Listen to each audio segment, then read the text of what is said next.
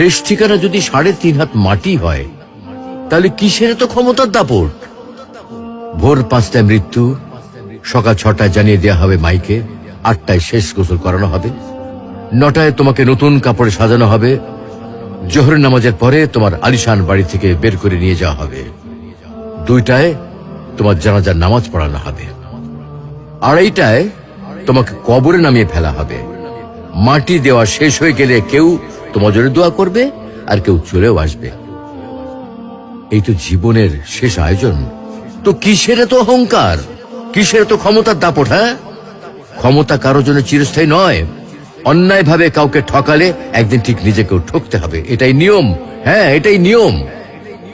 ভোরের সূর্যোদয়ের আলোতে যে পৃথিবী আলোকিত হয়, সন্ধ্যার সূর্যাস্তে তা আবার হারিয়ে যেত দেখি। অসত্য দিয়ে সত্যকে কখনো ঢেকে রাখা যায় না। প্রকৃতি বড়ই নির্মম। কবে কখন কোথায় কার উপর আঘাত হানে তা একমাত্র উপরওয়ালাই ভালো বলতে পারেন। অহংকার আর দাম্ভিকতা পতনের লক্ষণ, তাই অহংকারী না হয়ে সহনশীল হন। ক্ষণস্থায়ী এই দুনিয়ায় কেউ চিরস্থায়ী নয়। এজন্য ভুলে যেতে হবে সব রঙিন স্বপ্ন, ফিরে আসতে হবে রবের দিকে, কারণ শেষ ঠিকানা তো সেই 3.5 হাত মাটি।